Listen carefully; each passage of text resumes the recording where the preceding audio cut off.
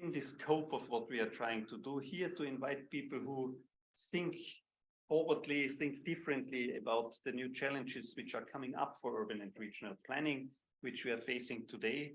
And the floor is yours, Alessandro. Thank you very much, Harald. It is working.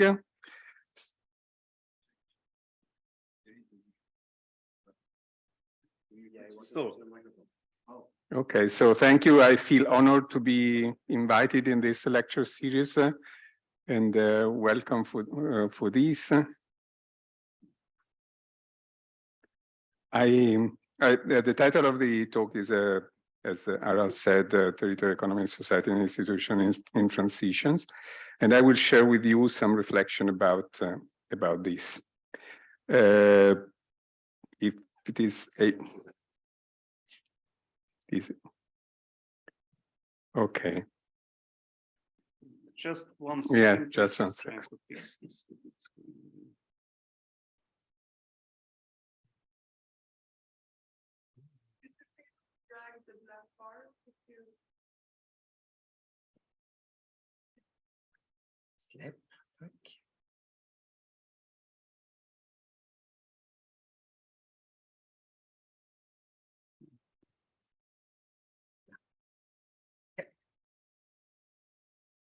Det är ju inte frustrerande.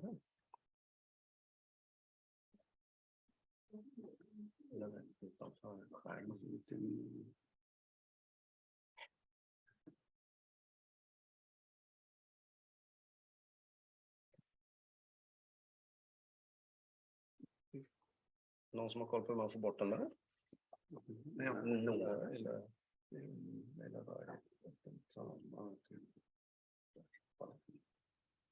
Nej. So, Okay. Here it is then. Great, and then we have to do the share again.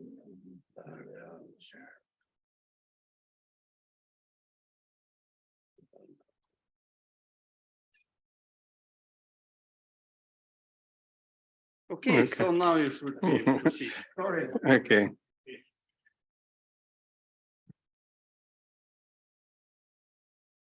Okay, so this is what I'm going to share with you.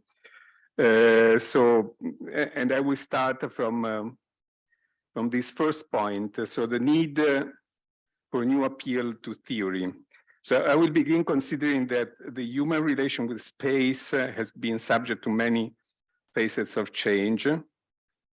The extraordinary impact of digitalization, the impact of climate change and the environmental crisis, the aggressive affirmation of globalization, neoliberal approaches. And then in the last 2 decades, we have had many other kind of challenges like the terrorist attack, the financial crisis, COVID, and recently the war in Ukraine. And as a consequence of these, cities have been profoundly transformed due to these multiple planes of change. And cities today are phenomena which are difficult to understand. I've been in a recent seminar with Saskia Sassen, and she said with regard to cities that we are going through an era defining change in which we intuit certain kind of aspects that are hard to see. We perceive them, they appear from time to time, but we are not able to understand them completely. We need to dig into to understand them, because little is changed from outside, but a lot has changed from inside. And so there is a need for new interpretation which is emerging in order to orient our planning activity.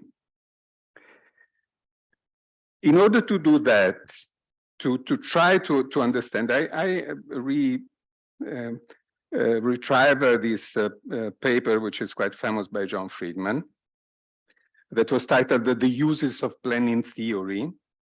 And he said that the planning theory was criticized to be self-referential, too detached, but he said that there are at least 3 tasks that the planning theory is performing. The first way is to evolve a deeply considered humanist philosophy for planning and to trace the implication for practice, and he called this the task for planning, the the philosophical task of planning theory. The second task is to help to adapt planning practices to their real-world constraints with regard to scale, complexity, and time, and he calls this the task of adaptation. And the third task is to translate concepts and knowledges generated in other fields into our own domain, and he calls this the task of translation. In the situation of permanent turbulence in which we are, radical uncertainty, I think that we need all of the three. So to help understand, to adapt planning to the new real world constraints, to look for new translations from other disciplinary fields that may help us in orienting and understanding the situation, and to reflect upon the foundation of the planning project in general. So I will start with an exploration of the first, so the task of adaptation to the real world.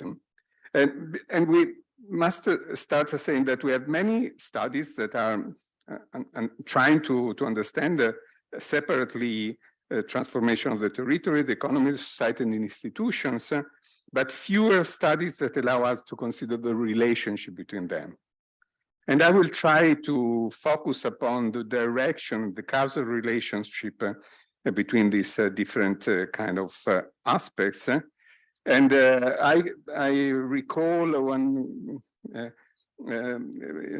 important aspect, which is that the economy and society change with an increasing speed. The physical space is hardly adapted to these changes, producing resistance and reconfiguring itself in the institution. The institutions adapted with greater effort.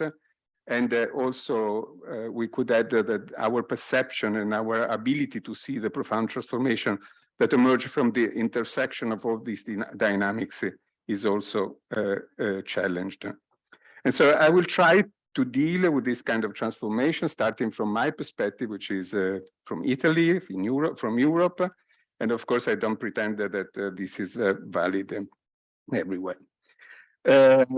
So let us look at the different aspects and the relationship. You know, if we look at the urban economy, most cities have faced or have solved some kind of deindustrialization. Cities today are more service centers, so we know very well that. However, manufacturing that has abandoned the cities as a place of production has not abandoned as a primary source of development of companies. There was this book that I found quite interesting a few years ago. Pierre Vels, who has been also Grand Prix de l'Urbanisme in France, who is an engineer. He wrote this book, La Société Hyperindustrielle. And he said, not only we continue to produce goods, but much more than in the past. And if you look at what is happening, for example, for the Renault is a French urbanist. In the past, it had 10,000 blue collar and 5,000 engineers, and now it is exactly the opposite, 10,000 engineers and less than 5,000 blue collars working on the real production. So the picture here, which is taken by a colleague, it is the territorial rearticulation of the Philips firms. Vels argues that contemporary industry develops thanks to two main systems. First, infrastructure with airports, but also optical fiber, satellite, electricity network, computer networks, server farms, and so on and so forth. And compared with the infrastructure of the past, which simply connected companies from the outside, it now envelops them and penetrates into every production or exchange operation of the industry. The second dimension is data, ideas, information, and knowledge that feed modern production and are partly crystallized into machine and infrastructure, but also circulate freely in universities, interpersonal meetings, cafe, and in the city. It is the intersection of these two dimensions that is the place where innovation happens, and the reshoring of pools of production as a consequence of the multiple crises is reshaping the relation between the units, but it is not putting under discussion the decentralized pattern. There is also a return of some new manufacturing in city due to the new startup and the 4.0 innovation that is happening, but it is also in this kind of dimension that we have to look at the consequences on the space. Of course, digitalization, and this is very common, also is at the basic of the explosion of the platform economy in the recent decades. I also cite here a famous book by Nika Snieček of the City of London University. And he illustrates how all these kind of different platforms are becoming a booming kind of new business sectors, and are very relevant in terms of the impact on the space. There are platforms that make research tools available and facilitate the development of social interaction, like Google, Facebook, Twitter, and Instagram, and the rest. And they live on the 90% of their revenue from advertising and selling data personalized. Of course, the search for data leads them to make increasingly useful services, and we know this, and their compensation for this is the acquisition of data. The second category is cloud platform, which provide the storage calculation capabilities through network of data centers that draw new geography of networks when defining them their service structure. We know that, for example, Amazon Web is outperforming also the Amazon e-commerce because it has been created for the service of the Amazon e-commerce, but now it is becoming even more important.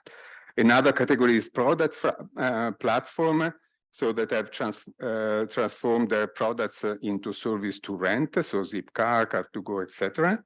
Finally, there is a category of lean platform that provides services which they do not actually have access to, Airbnb, Uber, Deliveroo, Booking, Expedia, etc. And this company too have achieved a very rapid widespread market penetration based on their success on the relationship between supply and demand, but at the same time on the collection of data. It is known that Airbnb, which is the world's largest rental company, doesn't own a single home, and Uber, which is the largest taxi company, doesn't own a single car. Today, the leading companies by stock exchange capitalization are Apple, Saudi Arabian oil company, Microsoft, Alphabet, and Amazon. With the exclusion of the second, all are digital. We know that what unites the different forms of the platform economy is the reliance on the same raw material data collected, exchanged in large quantities. But we know also that everything is based upon a public service, which is World Wide Web, as Mariana Mazzucato has shown in her books quite clearly. Then there is financialization, which is another economic dimension, which is very relevant. When in 1986, the process of transferring the trading modalities of equity, money, and financial products from the physical location of the various stock exchange to electronic exchange system, the so-called Big Bang of the finance, it seemed that it was a sectoral reform which shifted the shouting from the stock exchange area halls to the computers. In reality, this has been a much more profound change.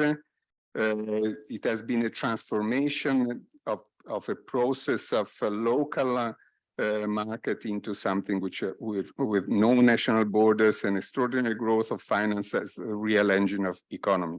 And so the financialization has then spread thanks to deregulation regimes, to the progress of mathematical research that allowed the introduction of the market of increasingly speculative derivative products based on sophisticated algorithms, to change in the international monetary system, The crisis of 2008 seemed to have put a stop there, but it was not like that, as we see in these days.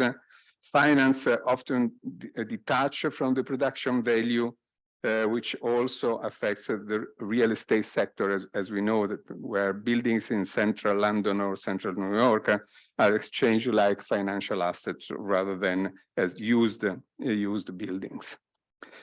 Finally, there is another sector of growing importance in the last decades, again, linked to the extraordinary development of infrastructure. Before COVID-19, the urban tourism has become a very important economic sector and with a rapid growth rate. And now it is accounted for 35% of international travel. That now accounts for 1.2 billion travels every year for urban tourism. Lean platforms like Airbnb, Booking, Expedia, TripAdvisor, together with low-cost companies, have produced a great acceleration in the growth of urban tourism. And many cities that in the past were not touristic at all, like mine, Milano, is now becoming a target for these, with the contribution of great events, congresses, exhibitions, and so on and so forth. Changes in the society. Even the society has changed rapidly and profoundly in recent decades.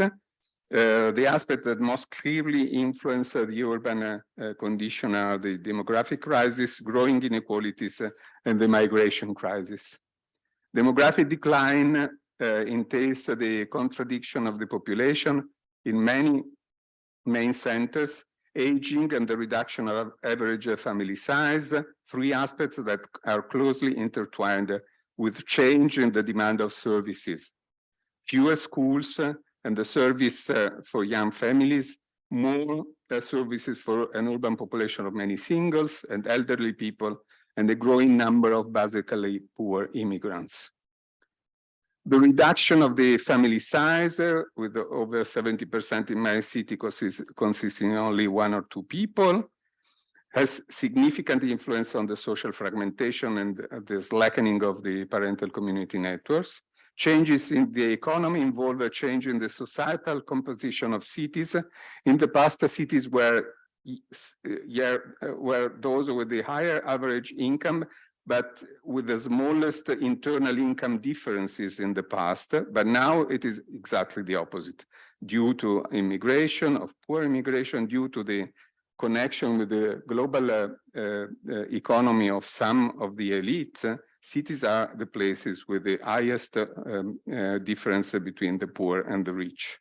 And this polarization is also the result of the erosion of the middle class, which had been the most stable component in Western society in the previous period. The explosion of the problem of migration that we feel, particularly in Italy, from countries of the global south, also as a result of the wars and climate change, exacerbates the problems of polarization and increasing inequality, directing poor population without resources to main centers because the cities may offer some opportunities to survival jobs or shelters. Okay, all this is producing spatial transformation. How does the city space react to change in the economy and society? The physical space is the receptor of this transformation. It opposes the resistance, but due to the nature of an acceleration of the socioeconomic changes, it is modified being the platform where every change lands. As a result, the city is an extremely intricate set of infrastructure, human and non-human actors that make interdependent decisions, keeping an increasing complex system in an ever precarious balance. At the center of this change are infrastructure, the importance of infrastructure. A book which is quite famous, Seeing Like a City by Amin and Thrift, a couple of years ago. In their book, they observe that one of the most profound changes is represented by the extraordinary growth of infrastructure. And we have seen for digitalization, the infrastructure are also roads, railways, and of course, we know that the infrastructure has been accelerated in the change due to digitalization. And of course, this is one of the most important dimension. This is the high-speed trains in Europe, which is represented like a metro system. The air traffic that is connecting cities, it was 4.5 billion passengers in 2019, and now it is, we are growing again, but it is less than that. It is 3.7 million passengers. There are satellites in the space with 8,000 satellites in the outer space, which is connecting and allowing cities to work. There are submarine cables, we know, more than 1.2 million kilometers of submarine cables and pipes, which is connected all the different parts of the world. And there are, of course, a social network that connect people. And we see that this kind of image is very similar to the image of the city. These different kind of forces are those that hold together what has been defined as a planetary urbanization by Henri Lefebvre first, and then Neil Brenner and Christa Schmidt afterwards, in contrast with the definition of an urban dimension, which is linked only to the number of the inhabitants or the population. But anyhow, at a regional scale, we observe the extension of the urbanization, giving shape to mega cities in the southeast or mega city regions in the northwest. And this is connected, of course, with a powerful development of infrastructure system, the enlargement of the city in the territory, so that it is incorporating dense network of cities. My cities, for example, which is represented here, Milan, it is at the center of one of these mega city regions, but there are many others. And this is linked on the one hand to the fragmentation of the production processes that we have seen with the decentralization and distribution of the many components of the production system, but also on the other hand to the settlement strategies of even smaller families looking for affordable housing in suburban contexts that guarantee a good quality of life.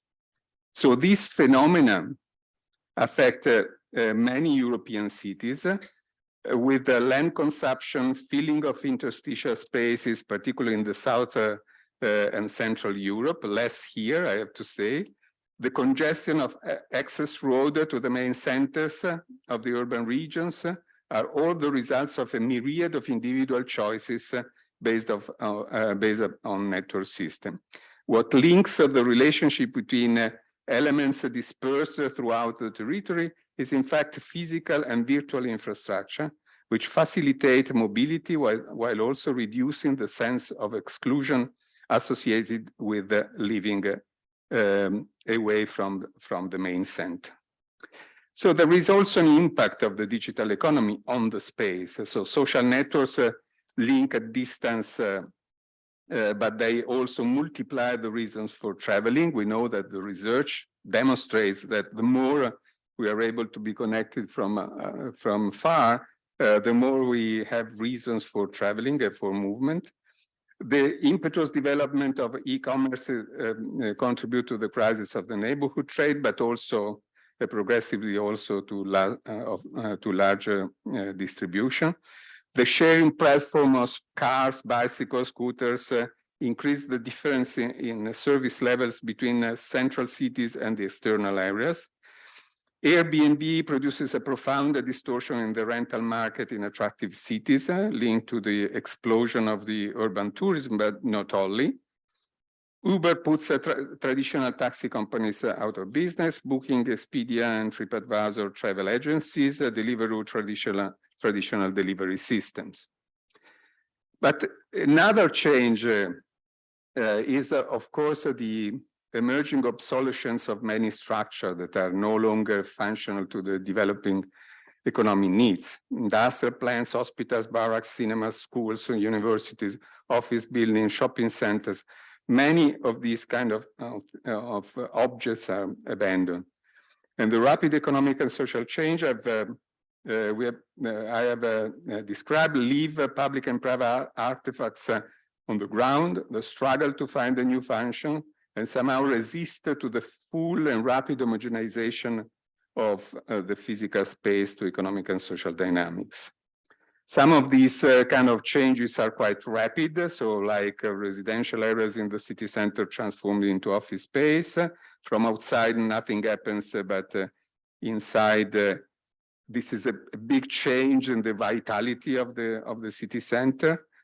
There are other type of transformation which are much more transformation of the inside again. So loft that substitute industrial structure, showroom or centers for the new creative economy that reuse cinemas or industrial buildings. And in those areas, the market that promote new centralities in this operation are generally successful if they are central, but many are the private and public buildings in peripheral areas that are left abandoned. And of course, the most important, the most difficult situation when large plants, large elephants are left and they often entail demolition, reconstruction, land reclamation to achieve a change in function, and consequently they involve complex processes of renegotiation and urban planning, which generally last for years. And this operation leave large long-term wounds in cities and substantially change their shape. This includes universities replace factories, residential complexes that replace industrial areas, barracks or railway yards. Waiting times multiply in the abandoned buildings that are not areas of interest from the point of view of developers. In poorly serviced suburbs, large office or production complexes are also simply abandoned if the construction period and the need for reclamation require much more expensive demolition and reconstruction processes. So there are elephants that remain abandoned without any value. But there are other phenomena which are quite important of areas which are abandoned. Not urban, they are the other side of the coin of the urban age, for the adaptation of the physical space in response to the processes of change of the economy and society. What happens in the territories that do not count, to use the definition of Andrés Rodriguez Pose. These are internal areas in demographic and economic contraction, where adaptation to rapid changes in the economy and society, which continues to concentrate resources and investment in big cities, and ineffective policies have caused a dramatic loss of meaning, leaving in their wake abandoned buildings, villages, warehouses, and service structures that have lost the very reason for existing, such as schools, hospitals, and other institutions. And these are territories that today take their revenge by voting for Brexit, for Trump, and against the governments that have forgotten their existence. The last and most important theme that falls within the passive transformation of the physical space when adapting to economic change, particularly in cities, is the environment, of course. More specifically, the progressive compromising of the environment and the production of the climate change. This silent and progressive change modifies the very nature of soil, air that we breathe, our relationship with water, and the balance of the ecosystem in general. This perhaps the system that has passively suffered the use and the abuse of natural resources the most, caused by economic development that has not taken care of waste and that has accumulated dross, trash, and emissions to the point of reaching an extreme situation that now engenders the very survival of humans in some areas. So the difficult adaptation of institutions, my last point here of this kind of adaptation, the task of adaptation.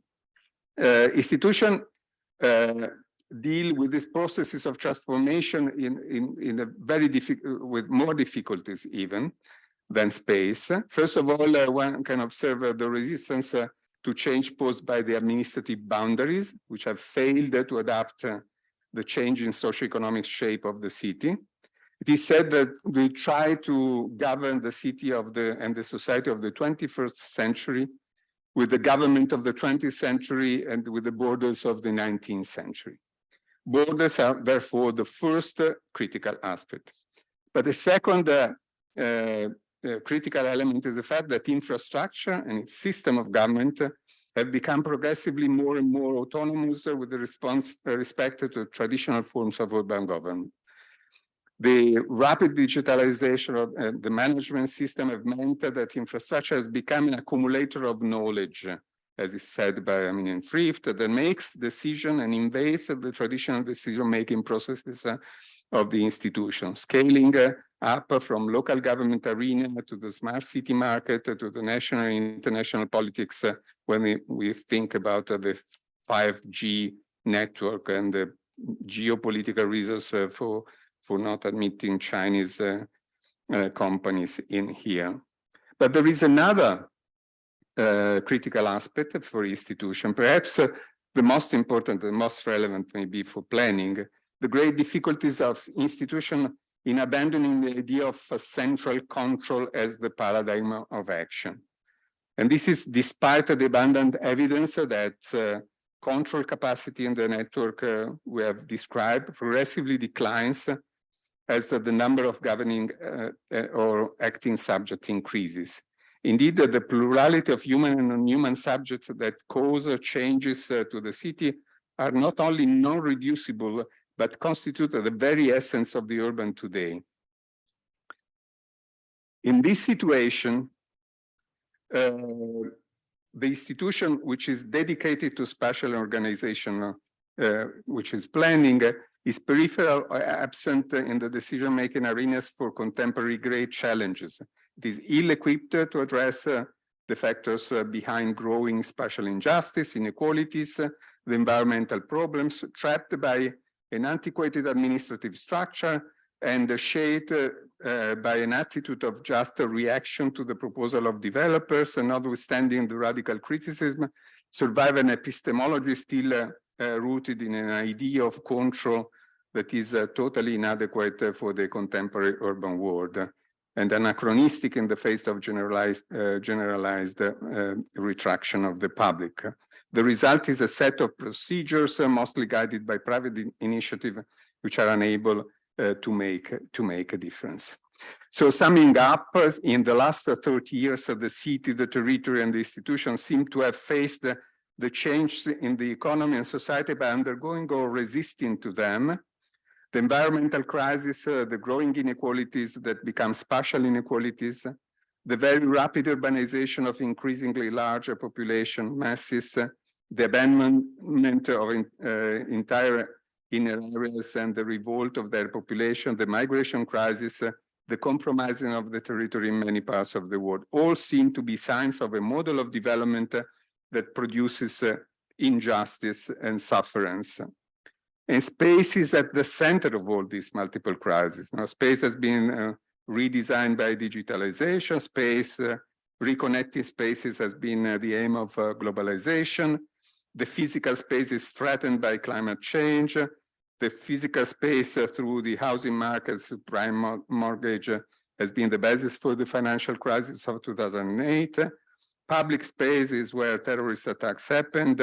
Physical distance has been the only remedy to contrast the pandemic. But space is the only platform that we must necessarily share and from which we cannot escape. So my second task, according to John Friedman, the task of translation is pushing us to look from other disciplines, some kind of reflection that may help us in finding a way out from this difficult situation. There are a number of reflections from economists, sociologists facing the current multiple crises that are invoking a new focus on space.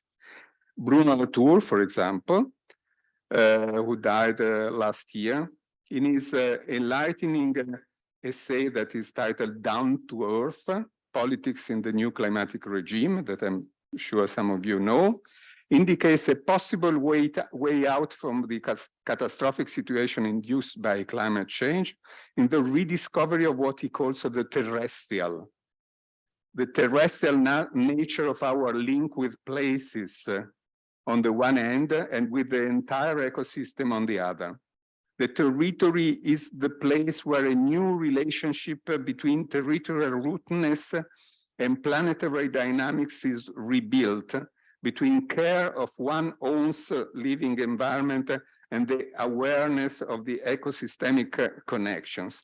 A relationship that is counterposed with the dichotomy between localism and closure within a space and unfettered globalism, which has characterized the phase that has just passed and open towards growing inequalities, fear, and selfishness. This counterposition is represented by this graph by Bruno Latour in this book of two axes. So there is a regressive axis of self-destructive approach that connects hyper-localism, represented well by Trump's America First, that has been then a slogan for many other first kind of revendication of the local, and total confidence into hyper-globalization, which generates inequality, polarization, and disparities. And then there is another axis, which is a progressive axis between territorial rootedness, a return to the earth, to the terrestrial, and knowledge of the relationship that each place has with the global ecosystem. I think that this translation is quite important for us. Jeremy Rifkin just published a recent book which is titled The Age of Resilience, Reimagining the Existence on a Rewilding Earth. And he highlights how space has been regarded as the element to be enslaved to the process of development, how the effects of climate change and the pandemic confront us with the power of space and nature that threatens the very existence of humankind on Earth. If we want to survive, once we become aware of the ecosystemic links that connect our every single action to the health of the planet, we must start again from space, from the respect of nature, of course, from the construction of new forms of organizing society and the economy based upon biophilia and bioregions. Again, the idea of restarting from the earth, the terrestrial, the space, the image of a form of governance based upon bioregions and the rise of a biophilic consciousness. But there is another translation that is interesting for me. Some of you know that I've been working on this concept of trading zone that was proposed by Peter Gallison, an historian and the sociology of science. Peter Gallison worked on the scientific innovation, so a completely different field. And he has been working from the invention of the radar to the nanotechnology, demonstrating through historical and ethnographic reconstruction that this kind of innovation occurred when groups of scientists belonging to different disciplines with completely different objectives found, not when they found a general agreement, but instead when they were forced to work on the same topic in the same space, albeit with different goals and methods, they managed to construct a trading zone, an area of exchange within which they could converge on partial agreement despite even radical differences. This is the way in which many innovation happens, according to Peter Gallison, instead of the structure of the scientific revolution. I have been working on the translation of this concept in the field of planning because I think that planning is the metaphor of trading zone is exactly what allows conflict in planning to find a way out of the paralysis. But I am interested in another facet of this position. Peter Gallison, in a dialogue that we had, suggested that this idea, this image of the trading zone was suggested to him also by the fact that he was living in New York, just close to the Central Park. And he observed how the space allowed the thin coordination among different groups and actors with different objectives and practice. And it is interesting to think that even Richard Sennett in his book, Building and Dwelling Ethics in the City, reminds that Frederick Law Olmsted's intention in the creation of Central Park was precisely that of creating a space for social and racial integration, because he was struck by the inequalities and racist incidents that he had observed during his travels in southern states. He saw the park and nature as a meeting place, a space where it was possible to put together Christians and Jews, whites and blacks, Irish and Africans, Americans, thus contributing to the construction of a new urban community. Okay, so my final point with this translation, what we can do and what we can say facing this kind of big transformations, facing this kind of adaptation and looking at this kind of inspiration. So the point is it possible to reverse the chain and restarting from the space as these scholars are suggesting?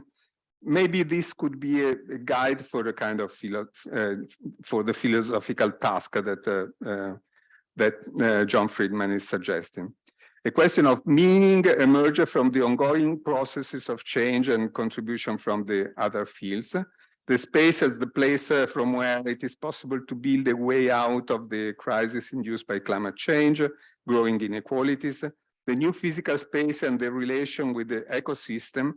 Planning is therefore still an instrument for the recovery of the relation between space, society, and economy. The question I would like to ask in the final part is whether, in the light of the many negative effects of the passive adaptation of physical space and institution to economy, it is possible to identify inverse reaction, feedback from the city and the space that can prompt innovation in society and the economy, and feedback from institutions that can help this process, and what in this could be the role of planning. So trying to understand how the physical space could trigger processes of territorial regeneration capable of, in turn, of reducing or eliminating the social and environmental cost that the current development model has generated. I think that we should look at projects and actions in urban peripheries, in inner areas, abandoned buildings, depopulated villages, all what has been marginalized and discarded that has the potential of being the base for a new development path, which could start from the axis between the design of the physical space and the mobilization of the active citizenship, renewed institution rather than from the economy. One of the examples which has become internationally famous is the mayor Mimmo Lucano, which is this one, the mayor of Riace, a small city in Calabria. So faced with a town that had been progressively depopulated and contained an abundance of abandoned buildings, the mayor decided to invest in the essential renovation to welcome immigrants and refugees, thus tackling two problems that were relevant for the community and the country: the progressive impoverishment of the small Calabrian center, with just over 2,000 inhabitants, and the integration of migrants. This intervention was started by an institution based upon the physical space and capable of both dealing with the deterioration of the local community and the creating of a new economy for the territory through the reactivation of small businesses, shops and artisan activities that have been gradually disappearing. Many are the examples of the transformation of abandoned or underused buildings into cultural centers, service center, housing places, leisure spaces, spaces for co-working. And these processes are usually promoted by local associations, citizens organizations, and often their mobilization is the only opportunity to find a new function for underused building in many peripheral areas. We started to call the actors of these processes of urban regeneration city makers, subjects who are often active in difficult contexts, promoters of social innovation experiments in the field of services, living, work, mobility, and social cohesion.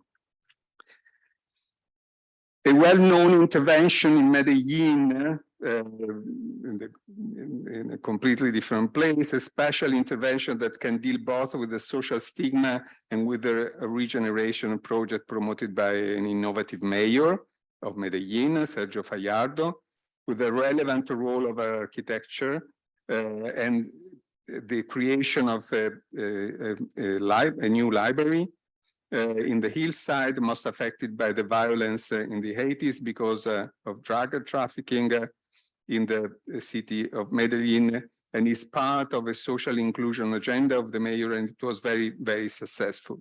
There are examples of activities done in the mountains between Italy and France. There is an interesting experiment done by a group of local activists who are producing medical services, small library, wellness centers, just to re-attract the population to live in these places. But also in cities like Amsterdam, that you may know well, one of the most planned cities in the world in connection with the financial crisis that had slowed down traditional development. A number of experimental interventions have flourished, starting from the reuse of abandoned industrial sites. This one is probably one of the most famous, NDSM operation. It was a big shipyard on the other side of the main canal, facing Amsterdam Central Station.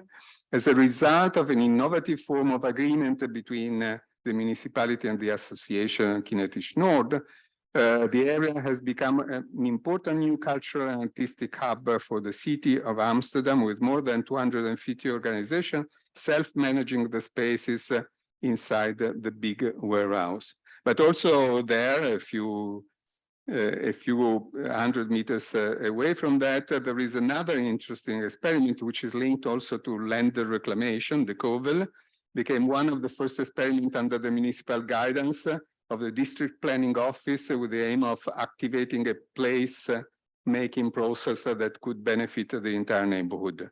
An area which is now under phyto remediation, a tender for 10 years, a free loan launched in 2012. It has been assigned to 25 activities in floating houses waiting for the land reclamation. But there are some other initiatives which are more institutional, like Reinventing Paris, that has been launched by the local administration of Paris. So the municipality asked for the construction of partnership between local networks, developers, architects and planners and managing subjects, and made a selection based upon the ability to create new housing, affordable, new jobs, and community development with a strong accent on sustainable solution. Through the network of C40, the network of the cities which are committed to work on climate change, this has been expanded to many other cities, including Milan, Madrid, and many others. And this is also a quite interesting process in which starting from space as a leverage for social innovation, environmental qualification, but also for economic development. And finally, all the initiative to fight the COVID-19 started from space distancing, space adaptation, and space reconquest for collective use.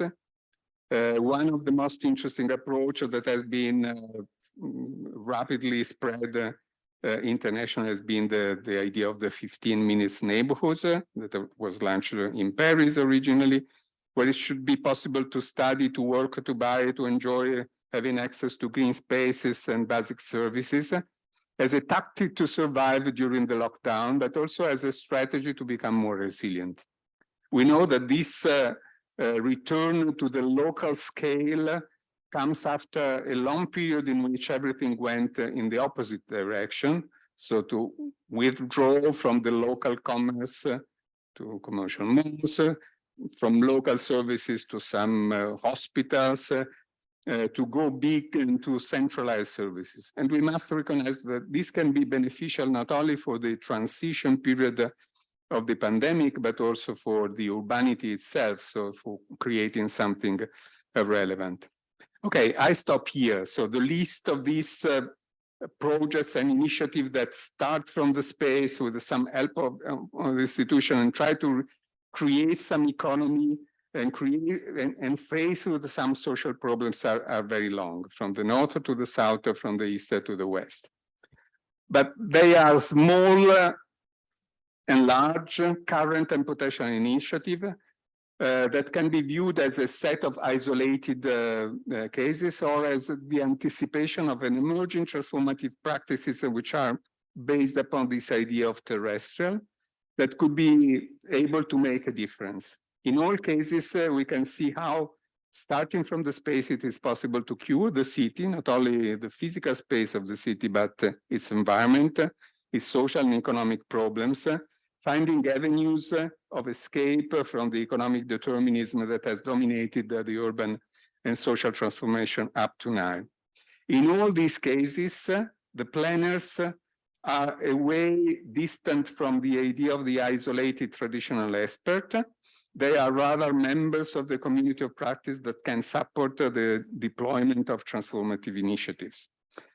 Patsy Healy, which is very well known, said that the strategic activity of planning is that is able to transform episodes of innovation that explore in different circumstances and can become more institutionalized practices. And if they are able to consolidate, to travel, as she says, in different environments, can aspire to change the governance culture. And if we observe the development of this initiative, we discover that these experiences use infrastructure and platform, I cited the C40, for example, in the opposite direction that of the hierarchical centralization of typical of the platform economy. In the ideal process defined by Patsy Healy, today's the web is the vehicle that will help the transformation of a single episodes of innovation into more far-reaching social, cultural, and economic change. So the role of planning, the difficult travel from episodes to cultural change needs not only planners involved in the community of practices of the bottom-up initiative, but also a new form of top-down planning, not the old one, a repoliticized form of planning, a new form of planning capable of building strategies and to address the hard issues of spatial inequality and environmental degradation that underlie many urban problems. A planning, however, that is not based upon imposition and central coordination, but rather offering a strategic framework to help the many episodes of innovation that arise from below to grow, to interrelate, to connect to the general strategy. A strategy based upon the space and institutions no longer as the places of passive adaptation to resistance or resistance to changes in the economy and society, but as active subject of transformation. A new alliance between what can be done from above and what must be done from below. I conclude that this cited again one of my favorite authors, Peter Gallison. He wrote a book about the discovery of measures and times in the late 1800s, when scientists, politicians were committed to coordinating time and measurement. And he concludes the book with a phrase that for me was quite effective. So he said, in the last 30 years, it has become commonplace to counterpose bottom-up explanations with top-down explanations. Neither of them works well for time. Medieval saying that sought to capture the links between alchemy and astronomy went as follows. Looking down, we see what is above, and looking up, we see what is below. This vision, concludes Gallison, of knowledge can also be helpful for us, and I think that can be very helpful also for planning. And I thank you very much for your attention.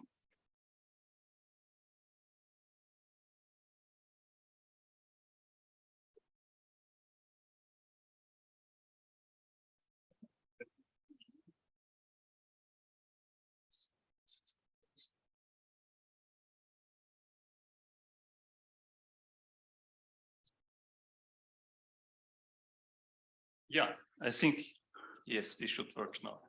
Thanks so much, Alessandro. This was really a great tour. I think, really on the one hand, very broad, and at the same time, a deep dive, so to say, in the current transformations and challenges which are going on, and, how they are linked to space, and how actually there are also places where change can come from, and how to think about these questions, which I think was really challenging and inspiring at the same time. So we have time for questions now. Who would like to start?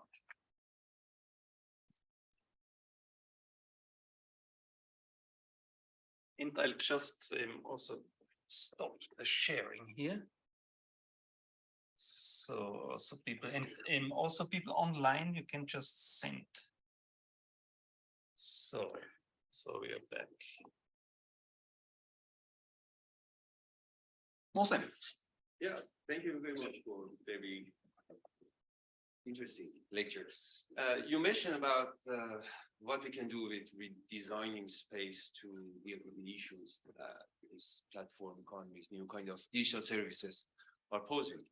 But we cannot do something with this platform economy itself. Like we cannot govern their emergence in a way that they would contribute to more equal, for example, cities. Like instead of going back to the space, which sounds very interesting, couldn't we have some sort of governance approaches for those emerging digital services, this platform economy, in a way that they would actually contribute to quality of space, to more just spaces?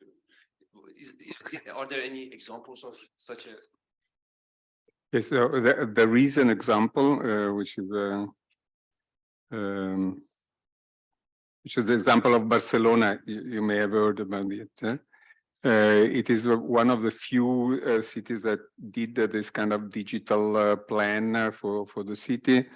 But I think we would first of all separate the platform businesses, private businesses, from the use of technologies for cities under the which are publicly done. I mean, until so far, the platform business is completely unregulated, or cities are trying to regulate, but with great difficulties.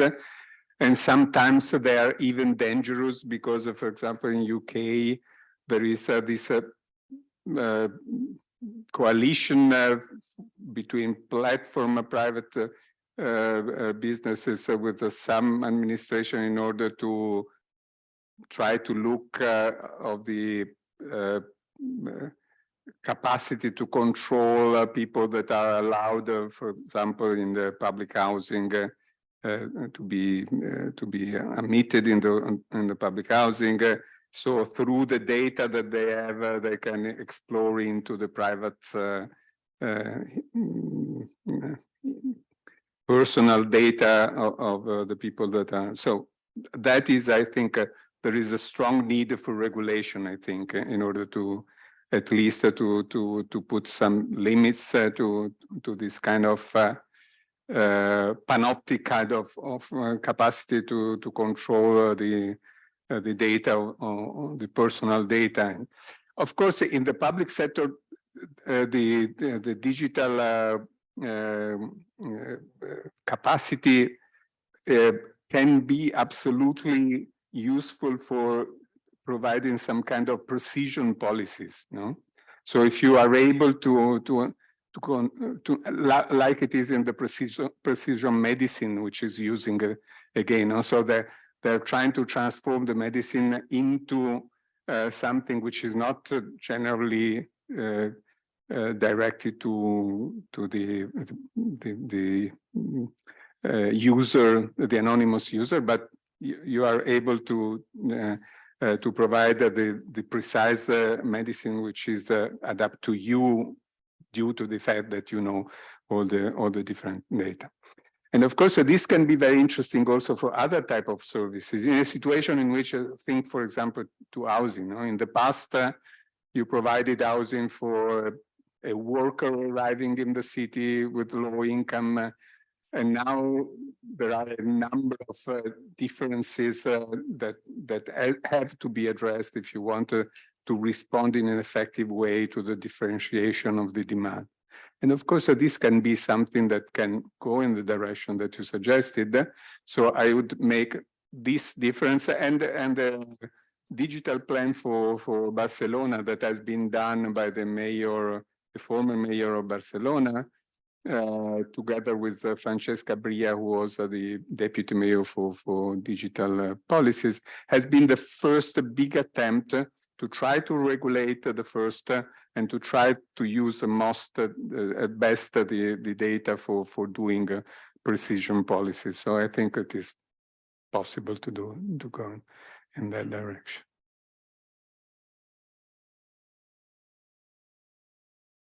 Other points.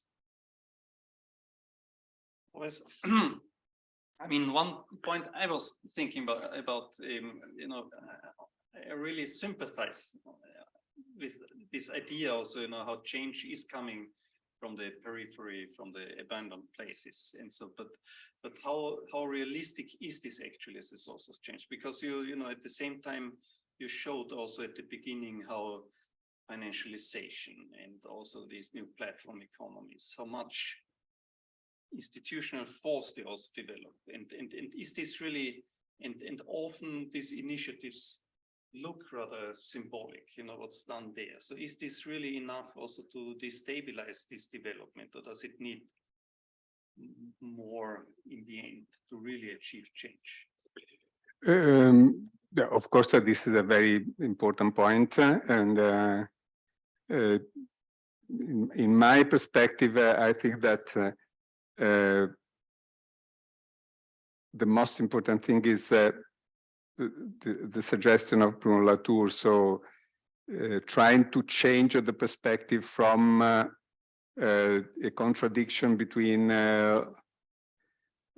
localism and globalism to a relation between care of one place and awareness about the relation with the global planetary ecosystem. And in this sense, if you wanted to look at who are the subjects which are doing that, so who are the subjects who are really caring about the place, trying to interpret this terrestrial approach that Bruno Latour is suggesting, you easily find easily arrive at a situation in which these kind of city makers, so those who are trying to fight, to try to face the complex situation of peripheral areas, are those that represent better this kind of approach, no? Because otherwise, and in this sense, it is my perspective is that this is our isolated cases, but can be helped in trying to become something more than isolated practices, like and of course they need some kind of planning strategies that can help them to do this kind of process that Patsy Healy is indicating. So in her book about strategic planning, Patsy Healy says that strategic planning does exactly this. You know? So to help episodes of innovation to be transformed into more institutionalized practices, and if they are able to go on, are able to transform the governance culture. There are examples of these, you know, of this kind of strategy making, which is very opposite, very diverse from the idea of strategic planning, which is I analyze the situation, I look at what is needed, and then I try to implement that. For example, if you think to the IBA Park experience, which is one of the traditional innovation in strategy making, they did a strategy for the complete recovery of the environment and of society in the Ruhr, which was one of the most polluted and most deindustrialized area in Germany, through a very light memorandum for the future development of the area, and then call for competition of ideas and bottom-up initiative from the different actors in the area. And they've been able to do this, so pricing 150 projects, and they have been able to do a transformation in an area of 5 million inhabitants through this kind of different relation between the strategy formation and the bottom-up initiative of the different actors. So I think that, of course, per se, this doesn't happen, or it happens with a lot of step forward and step backwards in the different local situation. But if there is a recognition that the situations in which we have been transforming our cities and our territories is not sustainable anymore from the social and the environmental and the economic perspective, we think that we can try to provide this kind of framework in order to help these situations not to be just isolated single heroic episodes. And because I think that we need also some kind of heroic planning, which is able to be able to help the heroic innovation from the bottom up, you know, because if we want really to address, we haven't had this closure during the pandemic. We had it in Italy because we have been the first country which has been hit, and we demonstrated that it is possible to change everything, to block everything. It was conceived as impossible, and we have seen that you even can lock down everyone into their homes.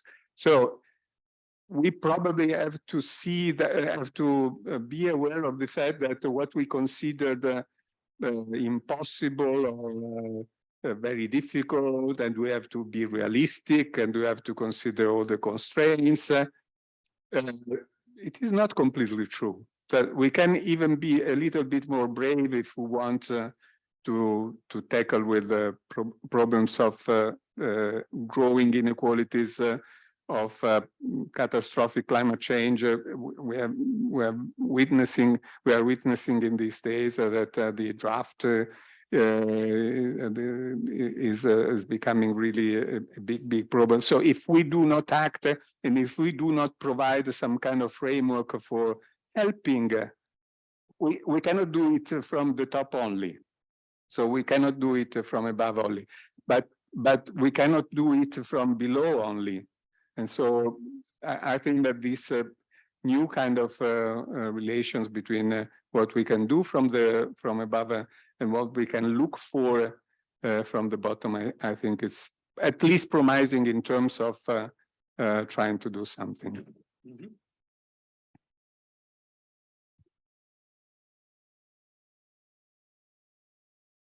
Hi, my name is Sally Rusk, and I work as a land development engineer in Linköping's municipality.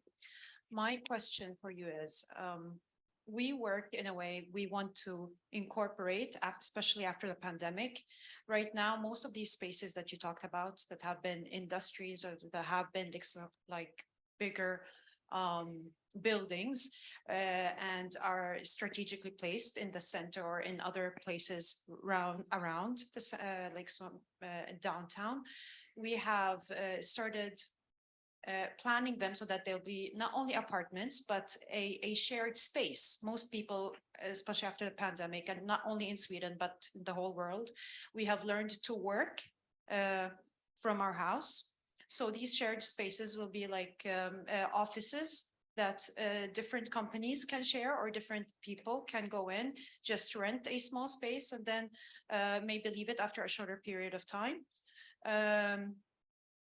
What's happening right now is that the whole system of how we strategically plan our society and how we build is changing over time.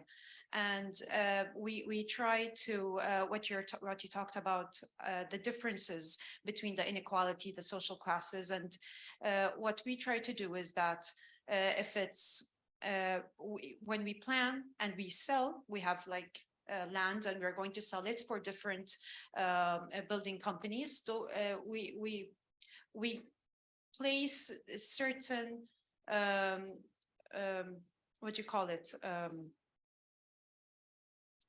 They have to build according to a certain type of grants, like this type of company has to build rented houses. The other company has to build like apartments for sale or housing. And then we do a mixture of this, like a mixture of juices, where it's not only divided between apartments, but there will be apartments, houses, offices, restaurants, so that certain parts of the city is not going to be dead at night or only alive certain parts of the day, but it's always a mixture of people, which gives it the feeling that it's safer and people can be like in this place all the time. Before, previously in the 50s and the 60s, where certain types of planning was that in certain places, this is where people work, this is where people sleep. And then it created this isolation. And we see it in certain older parts of the city. What we're trying to do is that we're planning in a certain way that this mixture of people, mixture of different classes, and mixture of companies and jobs are always present all the time. How can we better our working and planning possibilities in ensuring that this is continued at a longer and sustainable process in the future? And what differences do you see now that you're in Sweden over here? And I don't know if you have like some, taken a tour, but what is the difference? Excuse me. In Vallastan.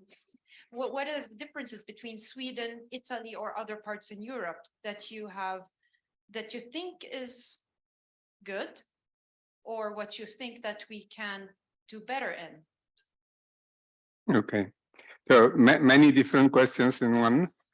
Thank you. First of all, so the result of the pandemic in terms of this discovery of a new relation between place of work and place of residence, I think it is very important in the potentialities that he had as, because, for example, in dense cities, like my city, which is Milan, which is during the day double the population arriving to work from all the surrounding area. Companies have started to do a 3+2, so 3 days at home and 2 days in presence. And of course, this is done by the companies, but should be followed by a planning activity, because I mean, this is a good potentialities for distributing urbanity in other places, because they can do what you suggested, no? So, for example, providing shared places for office, etc. So I think that this should be really done as a strategy. So not just leaving to the companies to do that, because if the people can save the time of commuting, they can have more time to invest in their own place. They can ask for new services in their place, and they can have some time to care about the community. And this is very important in terms of metropolitan areas for that. This is one point. The second point is about mixture of functions, which is of course very, very important. In the past, there was this kind of division of functions, but even from Jane Jacobs in the 60s, there was this idea that diversity and density and diversity of different kind in a place can create a form of urbanity. Going around here, of course, the density that you have compared with ours is much smaller, but I think that generally speaking, it is always important to create situations in which something can happen in terms of the vitality.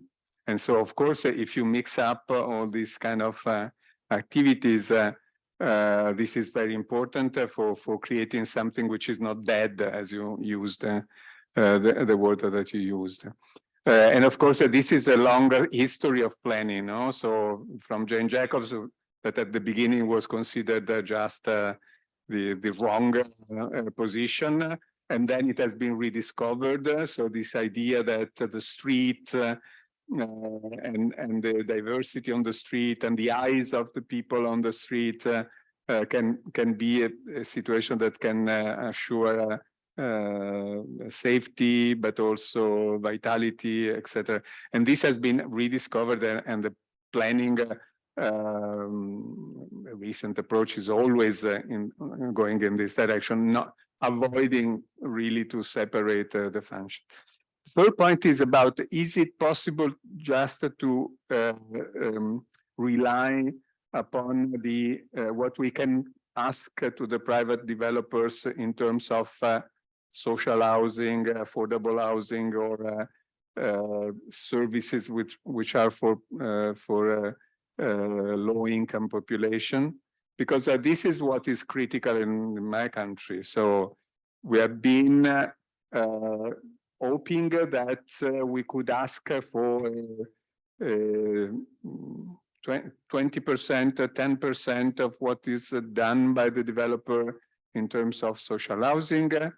And then the developers preferred to pay rather than to have a social housing in the same estate, not to mix up different social groups.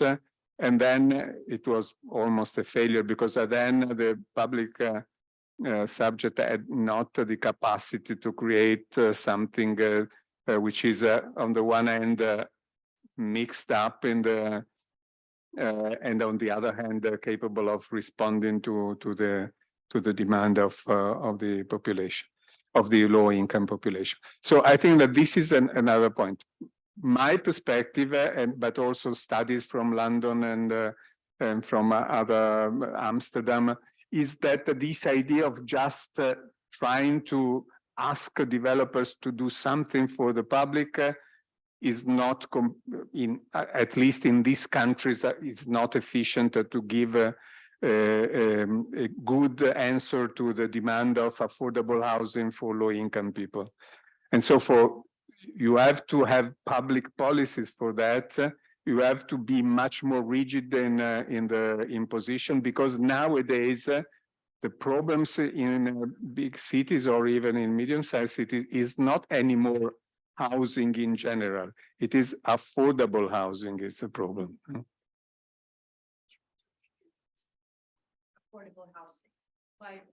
For example, when we write a contract with the developer, and that can be regulated for a certain amount of time, or if we say for 2 years until the contract is valid, or until the developer decides to sell this project to someone else, maybe a daughter company or someone else. And when they do that, then this contract that we wrote with them isn't valid. Because it's in their name and not in someone else's name or in the new company's name. We cannot follow it up. So maybe this contract that we wrote that they're supposed to build apartments, rent affordable housing, a month, 10,000 crowns a month, if we say so. But then this is implemented for 5 years. After they decide that to sell this project to another company, we cannot follow it up. And then maybe they can put a rent 15,000, 16,000, it doesn't matter. They can rise as much as they want. So how can we regulate that? Is there another way? We have something that we try to implement it right now, but it's not very popular. That if the municipality has has land and then we lease it to them, it's at a very low price, so that the developers, when they build, they have cheaper tomträtter. And that is a way that we can control it at a period of 40 or 60 years in the future. It's very cheap leasing contract. They build it, the developer builds it, and then affordable housing for everyone. But at the same time, we don't have a lot of these lands that we can lease out. Is there another way that we can control them? Is there another way that we can follow them up? That's a question that I'm sure that you are doing a very advanced kind of forms of regulation, and the issue is that my impression, of course, looking from my country and my city, is that there has been a narrative that the private have the initiative, and we have to try to shape the private initiative. But there is another opportunity, which is not to rely upon this kind of capacity to put some kind of constraint or regulation. In Berlin, you know that there has been a proposal that if apartments are empty for more than 2 or 5 years, I don't remember, the municipality has the right to rent it for affordable, even being the guarantees for the person who wanted to rent the apartment. And at the same time, it is a kind of expropriation of this, not expropriation, but at least for compulsory requisition of these apartments if they are just empty. And there are other cities that are following this approach. So the public becomes the subject that guarantees of course the flow of the rents to the private, but this big amount of apartments are not subtracted by the usability in the city. Of course, the other opportunity is also to do public policies for affordable housing directly, not because in the past it was done. Then we have considered it was not necessary anymore, and now we see that it is absolutely necessary in many cities. And when I was a deputy mayor in my city, I, for example, decided to sell some public land for getting through an auction for getting money to be used to create affordable housing in other places. So there are some other areas in the city center that are of great values. We did an auction and we gained a lot of money. Then I was not the deputy mayor anymore when the money arrived. And so they used the money for some other things and not for creating a new public housing. But anyhow, it is possible to use some of the public properties to do targeted initiatives that try to link the opportunity of getting money for doing that. And it is the other alternative compared with the one of you are there and you try to regulate, and when they sell to another one, you cannot do it anymore. So there are opportunities very different from the one that is considered the current ways in which all the Western cities are managing the issue of affordability, and we should try to explore much more that. We also have some questions from our online participants. So there are some minutes left. So quickly, at least, and sorry that we didn't take this up earlier. So one question is about what you talked about this, on the one hand, steering more or less top down through strong institutions and locally with the possibility then of coherence around patients, citizens. So she talks about welfare issues. So can you recommend academic resources also addressing this perspective of integrating bottom up and top down perspectives in the public sector? Okay. I would, of course, suggest all the literature that has been developed around the example that I cited. So the one of Eba Hampshire Park. Klaus Kunzmann has written a lot about that. Also, the book that you cited at the beginning. So I've been responsible for the strategic plan of the province of Milan between 2004 and 2005, and in 2009. And we published a book which is titled Strategic Planning for Contemporary Urban Regions. And there you can find, I don't suggest only this book, but also the bibliography in this book is very much rich in this direction. So for trying to cover it. And then the book that of course that has been edited by Louis Albert and Jean Hillier and me about strategic planning, situated practices of strategic planning, has a lot of examples in that. Yes, and maybe one last quickly, unless there is something coming up here. Also, Michael Edwards from England says that it's also, especially from their perspective, it's very inspiring, and especially looking how much real estate dominates rentier economy also in the UK. And do you have any suggestions for rebuilding a collective consciousness around those issues? Broad questions, 1 minute left. It is, of course, interesting. I think it's that from our perspectives, perspective of planning, I think that we